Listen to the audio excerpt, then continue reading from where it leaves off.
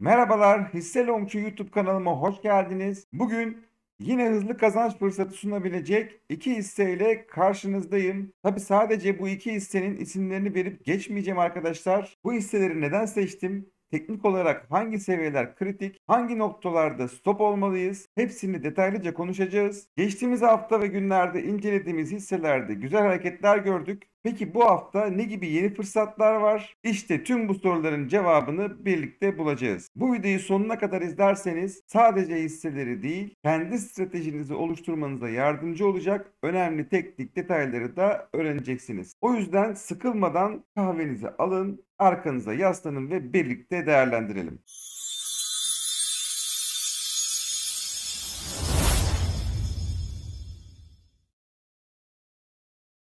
Şimdi başlamadan önce burada anlatılanların yatırım tavsiyesi olmadığını hatırlatmak isterim. Tamamen eğitim amaçlıdır. Öncelikli olarak endeksimizin güncel analiziyle başlayacağız. Daha sonrasında mevcut listemizde olan daha önce eklemiş olduğumuz hisselerin güncel durumlarını hep birlikte değerlendireceğiz. Ve sonrasında da fırsat gördüğüm yeni iki hisseyi listemize ekliyor olacağız arkadaşlar. Öncesinde şu duyuruyu da yapmak istiyorum. Katıl üyelerimize özel her gün kapanışa 10 dakika kala kendi girmiş olduğum pozisyonları paylaşıyorum. Biyop'ta hem yükseliş yönlü hem düşüş yönlü pozisyonlar açıyorum arkadaşlar. Bu pozisyonları takip etmek isteyen arkadaşlar kanalıma katıl üyesi olup takip edebilirler. Örnek vermem gerekirse geçtiğimiz hafta Salı günü ayın 11'inde Astor hissesine short yönlü pozisyon paylaştım arkadaşlar ve biliyorsunuz bugüne kadar Astor hissesinde hep yükseliş yönlü pozisyonlarda kazanç sağladık. Listemize ekleyelim öncelikle. Bakın hatta uzun vadeli stratejimizde Astor hissesini 7 Ekim 2024 tarihinden beri elimizde tutuyoruz ve bu hafta itibariyle %61'lik karlılıkla satışını gerçekleştirmiş olduk. Ayın 11'inde bu bölgede kapanışa doğru short yönlü pozisyon açtığımı, düşüş yönlü beklentide olduğumu paylaştım ve baktığımızda long yönlü %61'lik kazanç sağlarken short yönlü de %7'lik bir kazanç sağlamış olduk arkadaşlar. Dediğim gibi bu tip paylaşımları kaçırmak istemeyen arkadaşlar katıl üyesi olup beni takip edebilirler. Şimdi endeksimizin güncel analiziyle başladığımızda aslında söylenebilecek çok fazla bir şey yok. Haftalardır aynı şeyleri söyleyip duruyoruz arkadaşlar. Alt tarafta 9611 seviyesi, üst tarafta ise 10121 seviyesi arkadaşlar. Bu iki seviye arasında endeksimiz uzun bir süredir gidip geliyor. En son 5 Şubat tarihinde 9619 seviyelerinden desteğini aldı. Şu anda bu kanalın orta seviyelerinde olduğunu görüyoruz. Çok da kararsız bir seyir var arkadaşlar. Bir gün yükseliş, bir gün düşüş. Geçtiğimiz hafta çok da iyi geçmemiş oldu. Şu anda 2 saatlik Kapan hareketli ortalamasının üzerindeyiz. 9849 seviyesi. Günlük Kapan hareketli ortalamasının ise altındayız. 9889 seviyesi. Kararsız seyir devam ediyor. Bir gün daha böyle yükselişle kapanış görürsek tekrardan 10.121 seviyesine doğru yükselişlerin gelebileceğini düşünüyorum. 10.121 seviyesi yukarı yönlü kırılabilirse hedefimiz 10.822 seviyesi ama öncesinde 10.335 seviyelerinde Nadar Evasit'in indikatörümüzün üst seviyeleri var. Buralardan dirençle karşılaşıp tekrar 10.121 seviyesine doğru gevşemelerde görülebilir. Eğer ki negatif bir senaryoda 9612 bölgesi aşağı yönlü kırılırsa bu sefer de Ichimoku bulutumuzun dip seviyesi 9426 seviyesinde buralara doğru bir düşüş görülebilir. Burası da aşağı yönlü kırılırsa 9036 bölgesine doğru düşüşler görülebilir arkadaşlar. Şimdi mevcutta listemizde olan hisselerin son durumlarını değerlendirelim. TAP Gıda hissesiyle devam ediyoruz. TAP Gıda hissesinde alım yapılabilir dediğimiz seviyeden şu anki seviyeye baktığımızda %6.36'lık karlılık içerisindeyiz. Şu bölgede bir uyarıda bulunmuştum. 17 Ocak 2025 tarihinde buralardan dirençle karşılaşabilir demiştik. 169.2 seviyelerinden. Nitekim oradan dirençle karşılaştı fakat tekrar bu bölgeyi bir türlü geçemediğini görüyoruz. Böyle bir regresyon kanalımız vardır. Regresyon kanalımız silinmiş. Tekrar hemen çizelim. Evet, bu regresyon kanalının içerisinde kaldığımız sürece problem yok arkadaşlar.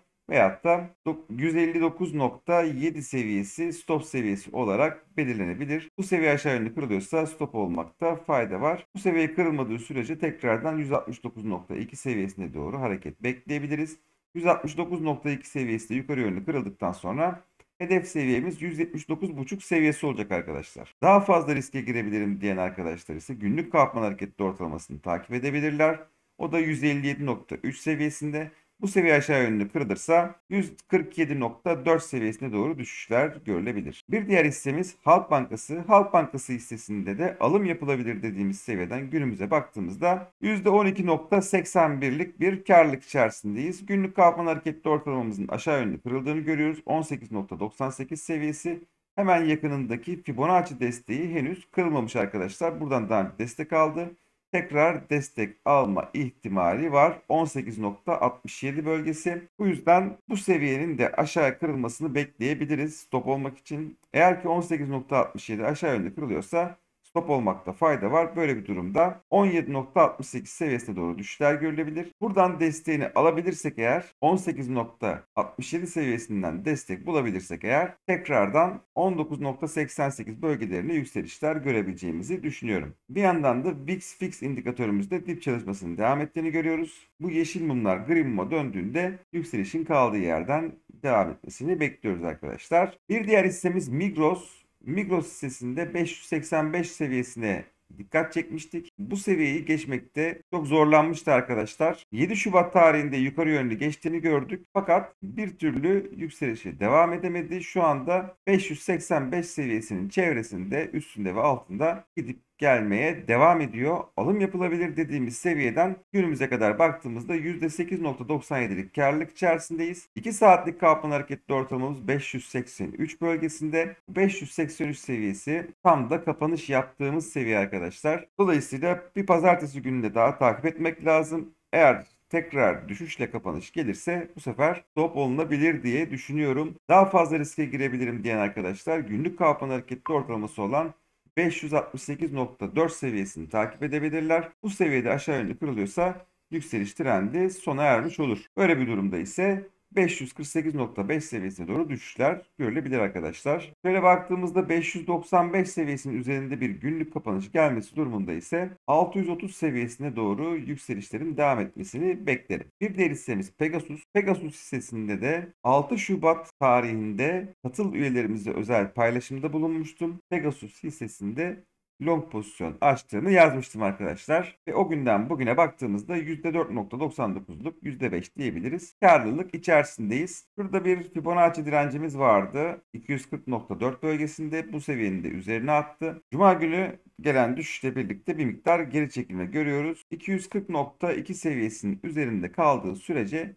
248.9 seviyesine doğru yükselişlerin gelmesini bekliyorum arkadaşlar. Birlikte takip edeceğiz. 240.2 seviyesi stop seviyemiz. Bu seviye aşağı yönlü kırılırsa stop olacağız arkadaşlar. Böyle bir durumda 234.3 seviyesine doğru düşüşler görülebilir. Daha fazla riske girebilirim diyen arkadaşlar günlük kalkman hareketli ortalamasını takip edebilirler. O da 232.1 seviyesinde.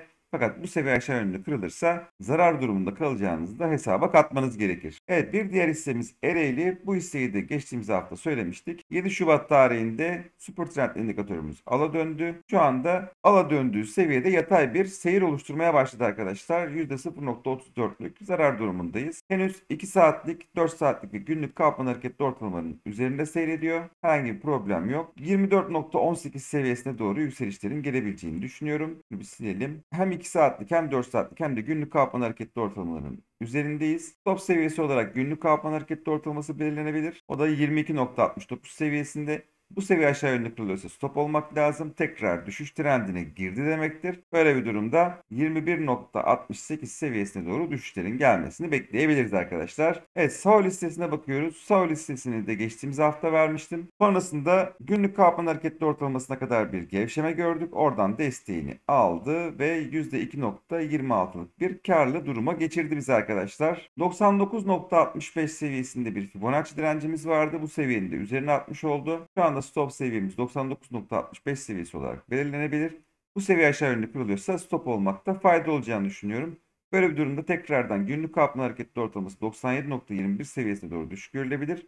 Veyahut da hemen altındaki 96.05 seviyesindeki Fibonacci desteğine düşüşler görülebilir. 99.65 stop seviyemiz kırılmadığı sürece 104.6 seviyesine doğru yükselişlerin gelebileceğini düşünüyorum arkadaşlar. Sahol listesinde hep birlikte takip edeceğiz. Çarşamba günleri de biliyorsunuz mevcutta listemizde olan hisselerin son durumlarının bir değerlendirmesini yapıyorum. Bu değerlendirmeleri kaçırmak istemiyorsanız kanalıma abone olup bildirimleri açmayı unutmayın lütfen. Evet, şimdi sıra geldi listemize ekleyeceğimiz ilave 2 hissemize. Birincisi Akbank hissesi arkadaşlar. Akbank hissesi Perşembe günü ve Cuma günü gelen yükselişlerle birlikte tekrardan Ichimoku bulutunun üzerine attı. Günlük Kaufman hareketli ortalamasının üzerine attı ve 2 saatlik Kaufman hareketli ortalamasının da üzerine attı ve çok hafif de olsa 4 saatlik Kaufman hareketli ortalamasının da üzerine attı arkadaşlar. 64.78 seviyesinde 4 saatlik Kaufman hareketli ortalamamız, kapanışımız 64.85 seviyesinde. Şimdi burada stop seviyesi günlük Kaufman hareketli ortalaması olan 64.50 seviyesi olarak belirlenecek şekilde yeni pozisyon denenebileceğini düşünüyorum arkadaşlar. Tekrardan 66.55 seviyelerine doğru yükselişlerin gelmesini bekliyorum. Bu seviye yukarı yönlü kırılabilirse 71.20 seviyelerine doğru yükselişler görebiliriz. Öncesinde şurada 69.90 seviyesi var. Oralarda da zorlanabiliriz arkadaşlar. Eğer ki stop seviyesi olarak belirlediğimiz günlük Kaufman hareketli ortalaması 64.50 seviyesi aşağı yönlü kırılırsa